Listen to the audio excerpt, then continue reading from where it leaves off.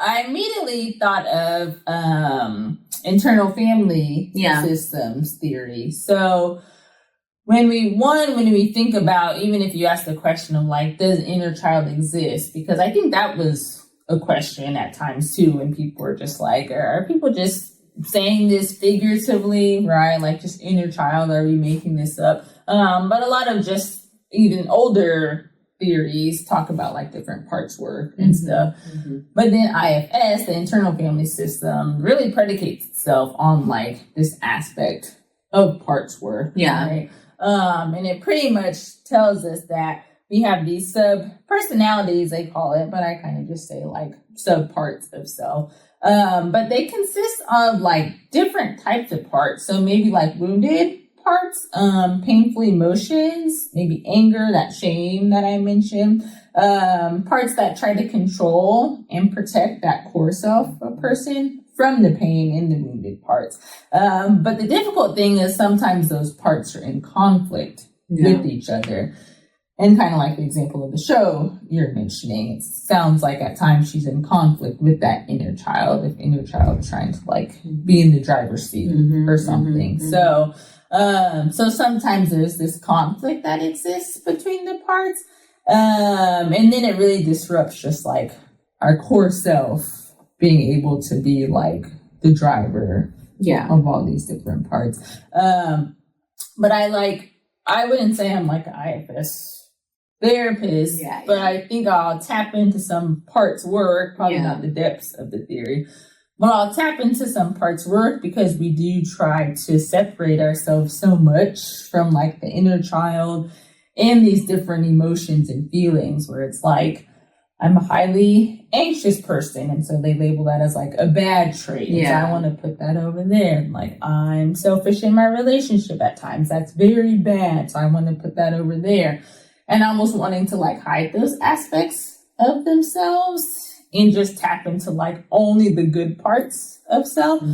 But soon people start to realize that you can't just avoid the bad parts and pretend they're not there and put this overemphasis on the good parts, because they're parts in you, they're bound to show their head at some point. So we have to figure out, how do we own them once, but again, make it more emotionally regulated and more in sync.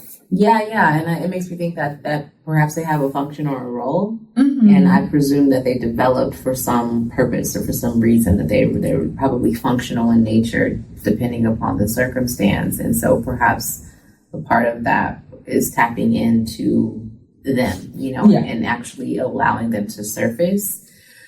I really like the idea of doing parts work and including like the inner child in that. I think one of the most powerful things that I've seen like teaching, counseling, is a group that we use parts work in a group setting, doing like kind of like psychodrama. And so being able to have a scenario and to allow like each person in the room to be a different part and to address the scenario that the person is from all of those different parts. I think it was super powerful. And it does remind me of kind of how Inside Out works, where the different emotions, when the person is in a scenario, the different emotions kind of talk and speak up, and they want you to do different things based on what that emotion is. And I think that doing like facilitating or just seeing the group, because I wasn't a student, I was teaching it, but seeing the group do that and seeing all these different parts, you could see why someone make a decision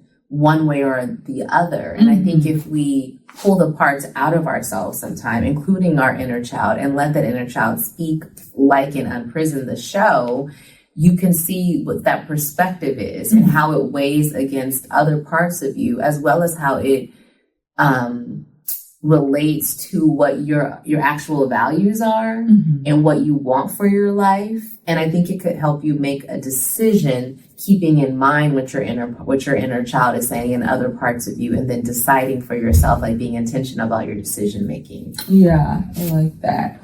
It's like holding space for all those parts in that inner child. And you mentioned all of them have some function, which they do, right? And so when we think about inner child and its function, like, do we have it? Yes. why does it exist?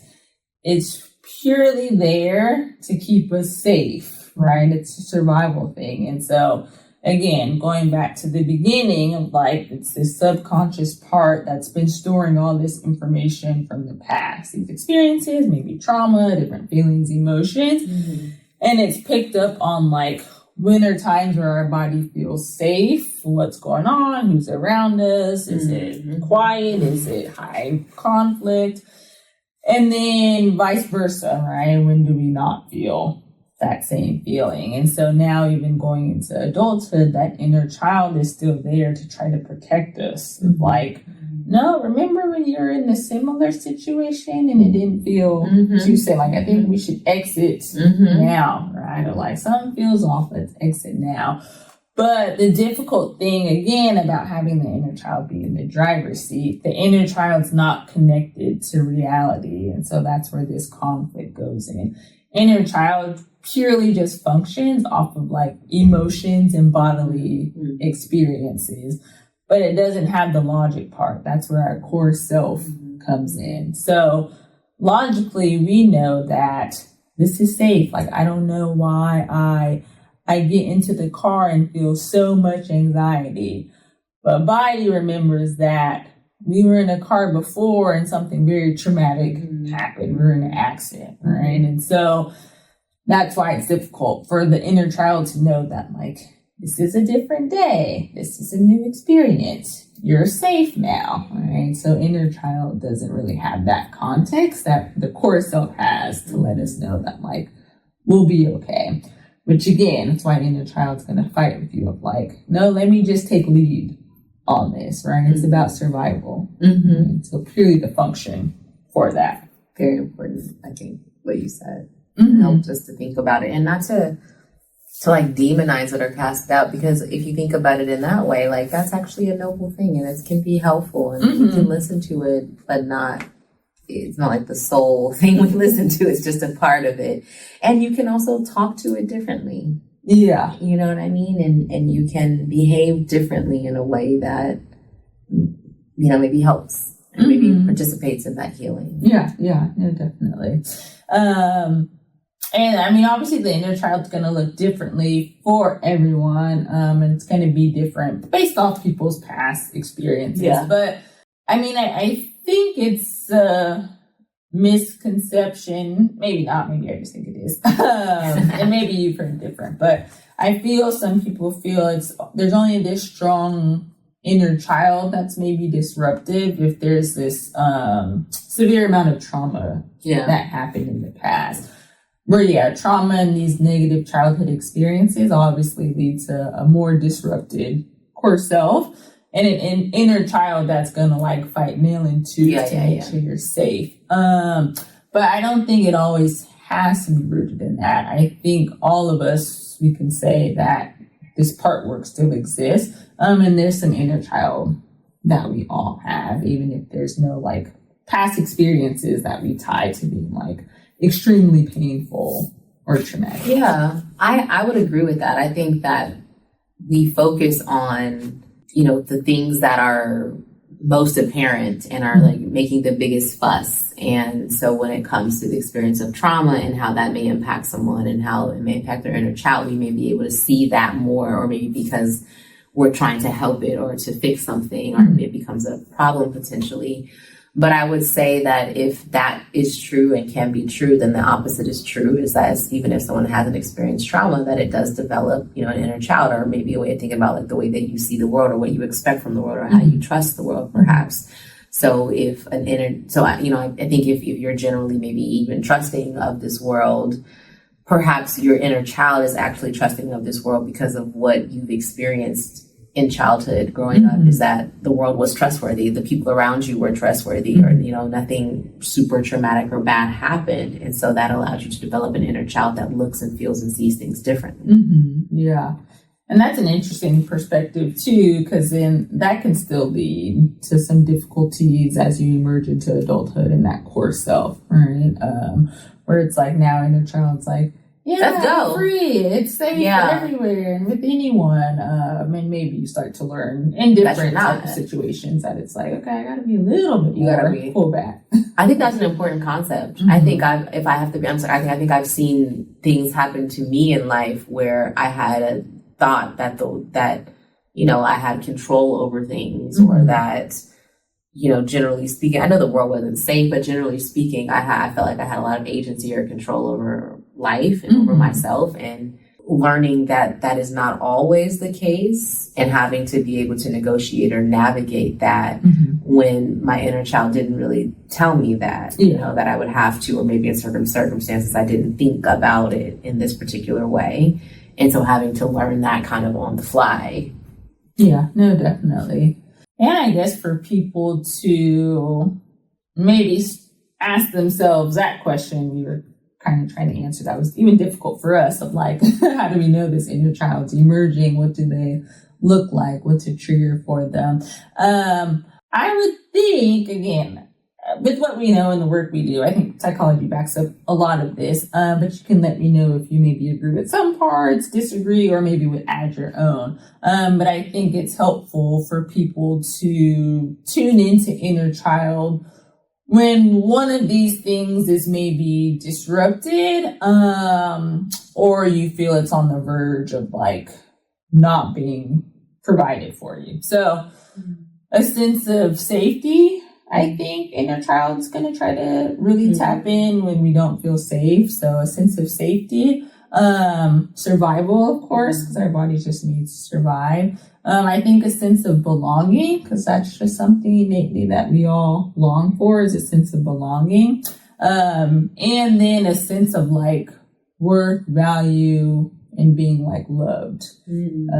So to me, those are these like core innate things that we just need as humans. And to me, I feel like that's what the inner child connects with more, because those things are core.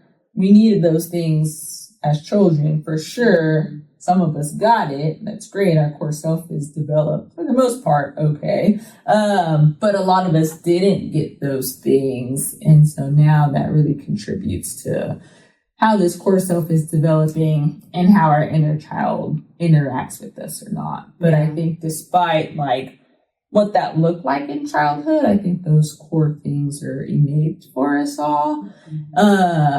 And so I think they connect to the inner child the most, if that makes sense. Yeah, it does. Then how do we heal our inner child?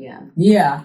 So one, I know you had some specific research on like maybe like compassion and things like that. So do you want to discuss some of that? 'Cause I think some of that ties into, I don't know what you'll start with, but even for instance, like this concept of self-compassion very much is usually the antidote to some of these things of like a sense of not belonging, the self-worth being questioned, right? So that compassion is often needed. I agree. So it made me think about just like compassion-focused therapy, and its aim really focused on helping folks with high self-criticism and shame. For like a definition of what it means, compassion is grounded in the Buddhist tradition, and it defines compassion as a sensitivity to suffering in self and others with the commitment to try to alleviate and prevent it. And so the goal is really to develop a more compassionate inner self. And some key parts is maybe understanding, again, like some cognitive distortions or biases that are really kind of built into our biological processes, and they are affected by our genetic makeup, but also the environment, again, so the things that we've gone through. What I like about this idea of like focusing on compassion is that it encourages us to develop compassion and to practice compassionate strategies to help us sort of access a soothing system. And our soothing system, I think, can sort of naturally help our inner child. If we're thinking about if our inner child is set up to keep us safe. Mm-hmm. You know, for example, then when our body feels unsafe, it'll go off. Mm-hmm. And so self-compassion and different self-compassion strategies can help us activate that soothing system mm-hmm. to do so. So these practices might be things like compassion-based meditation or loving kindness meditation, which I actually really love. I really enjoyed that one. And I also like it because it can be focused on self, mm-hmm. but also be focused on others. And those two things have been shown to reduce stress and increase sensitivity to others who are experiencing distress. Okay. And what for listeners like that, loving kindness, mm-hmm. compassion, what makes that one unique or different? What would that tangibly look like for someone? So I think like if you think about loving kindness meditation, you can literally just Google that and there's different types of it, but it really just speaks to us having loving and more kind thoughts mm-hmm. about ourselves. And another one that I've heard is like loving and kind thoughts like about others, maybe someone mm-hmm. that you know, maybe someone that you don't really like, and then maybe like a stranger, to kind of like for me, it like extends the loving, kind thoughts and feelings mm-hmm. from self outward to different levels of relationships. And if you, I don't know, I really like meditation though. So, so I don't know if that's for everyone, but it has been shown to be, effective.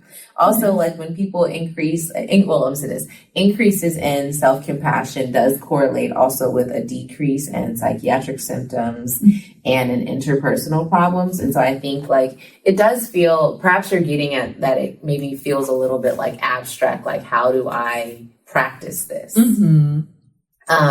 Which is fair. I do think in some ways it can feel, and it is maybe perhaps a bit abstract, but I think with these different kinds of meditations, also the kind of thoughts that you have are super huge. So mm-hmm. if we think about criticism or shame, how do we know we feel this way? Well, mm-hmm. yeah, they're emotions, but a lot of times they affect how we think about something, how we talk to ourselves.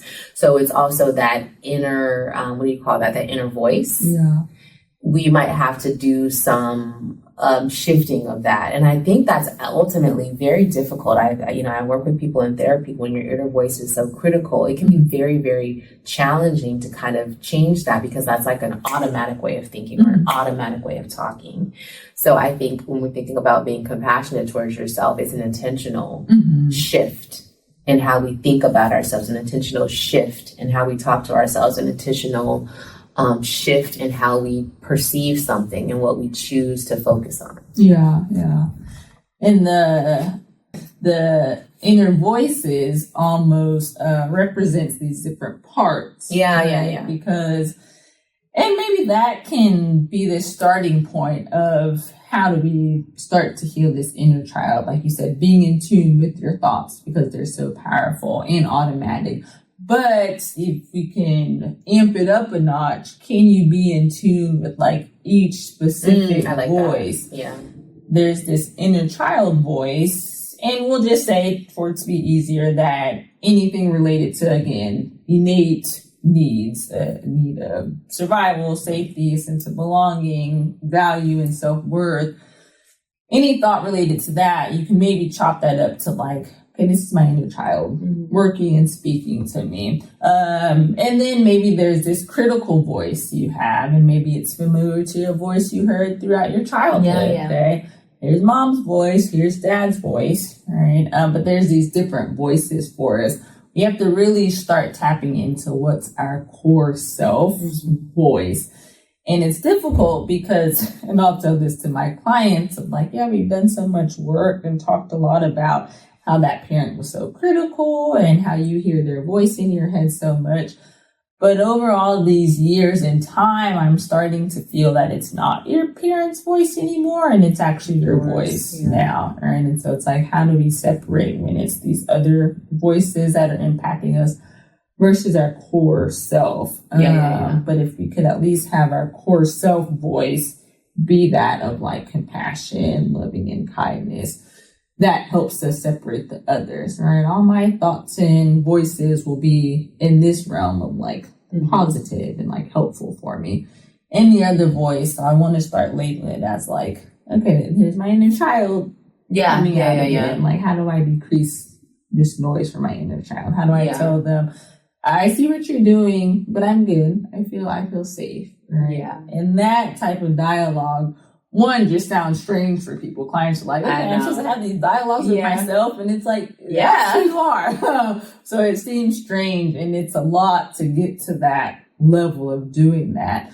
But that's the ideal when we think about healing these parts. I think I know it's hard and it can feel kind of weird, but I do think that it can be helpful, especially I think when you're trying to change your own maybe core voice, if over time it has become critical, because for me, what it does is like the function of like, it allows you to separate yourself from it, and you can see and hear all of the different things. Maybe gives you a bit of a bird's eye view of something, or a separateness from it, so that you can be aware and understand like what each voice is saying.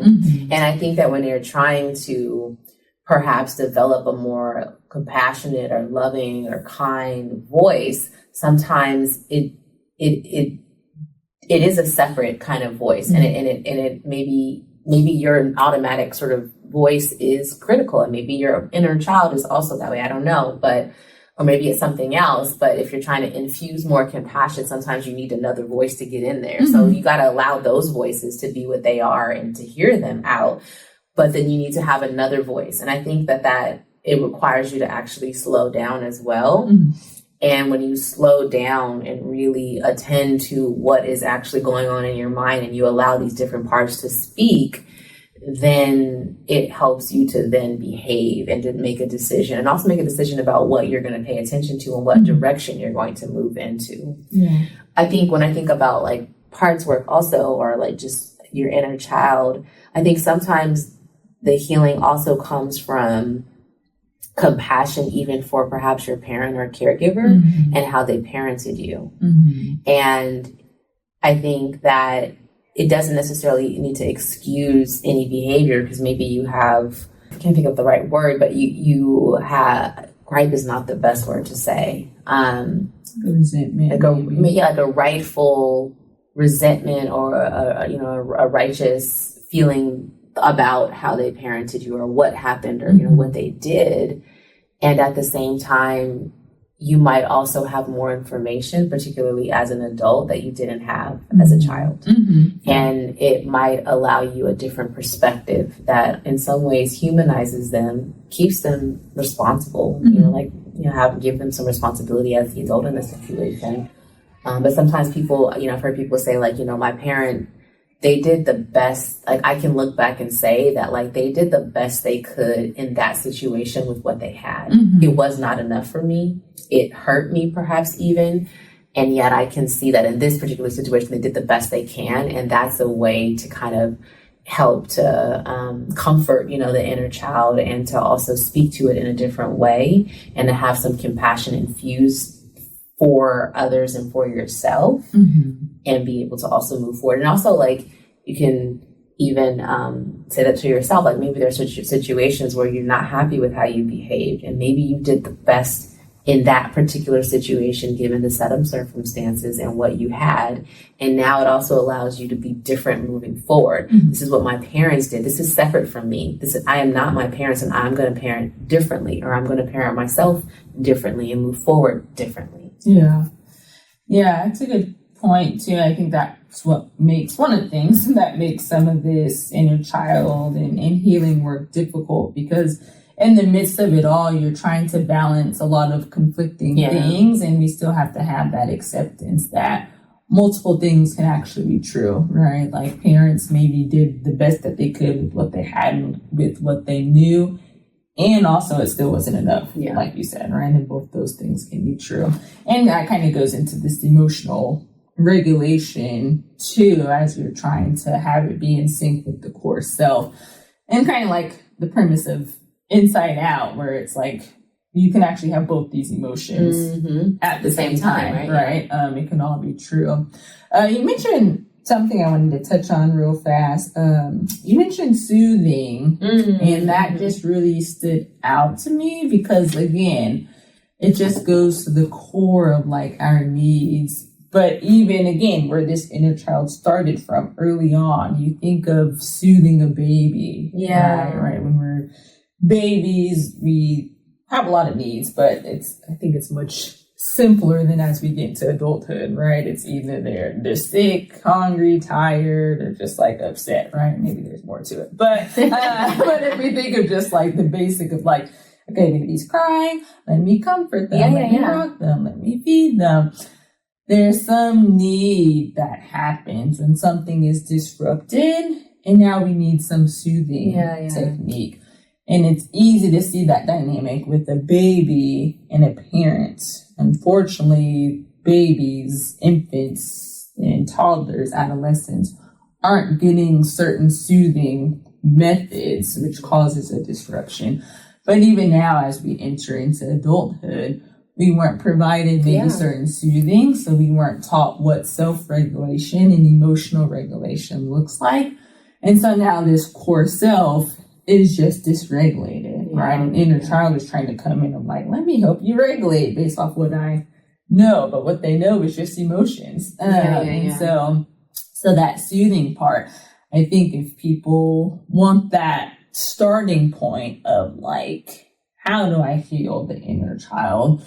Really thinking of what would be soothing for you, and what would help you in that present moment. That makes sense. I think that's super important.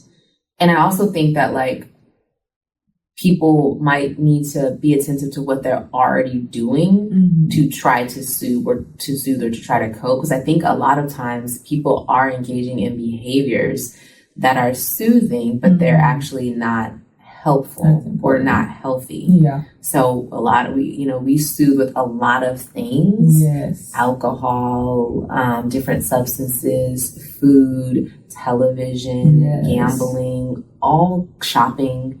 We soothe with all kinds of things as adults. And I think that if we're honest and we're attentive to it, we can identify like what we're already using.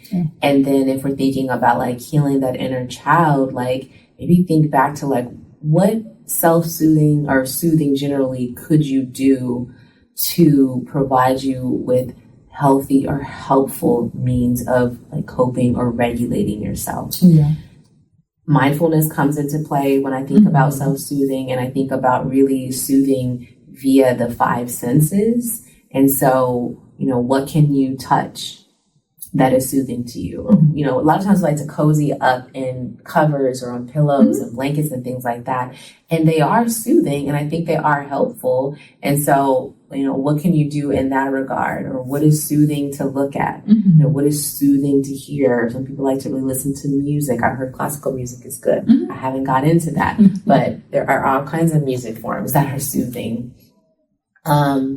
And the other thing I don't have a solid like formulated thought about it, but what is coming to me is the idea when we do think about a baby, babies are soothed by their caregiver. They don't typically just soothe themselves. I think you have to learn how to do that. And so if we think about as adults, I think sometimes if we're trying to heal our inner child, sometimes I think people do need some sort of soothing from a loving, kind source, a healthy one and a helpful one, and a healthy way and a helpful way. And so it's just like something to kind of consider. Yeah, definitely. And that compassion with self, that when all these emotions seem out of sync, inner child seems out of sync, that compassion piece that somewhere down the road, I didn't learn how to self-regulate or self-soothe, right? And that's really for a lot of us. But when we ask the question of, can you truly heal the inner child? Possibly, but again, I think it depends on how you look at healing, right? The inner child, kind of like you alluded to in that show, it's going to be with us. It's not going anywhere. And embracing it, it's a good thing to have that inner child. We're speaking of more of like the wounds of the inner child and all that. There's this inner child that thrives in like play and curiosity too that we're not even touching on. So we want that inner child still. We just want to be in control of the inner child. So it's healing doesn't mean neglecting the inner child. But healing is also not this destination now of like the inner child looks a certain way. I sum it up to it's this constant journey of like reparenting the inner child. All those things that you didn't get that you needed when you were younger, that inner child still remembers. Now your core self kind of has to provide those things to that inner child and continue to reinforce for the inner child that like we're safe, we're okay, I'm in control, I can be in control, I can do this for us. And just providing things to self that weren't there before. And that's just a continuous journey. Thanks for tapping in to All Things Authentic. Make sure you subscribe to the channel. For full episodes, find All Things Authentic on your favorite podcast listening platform.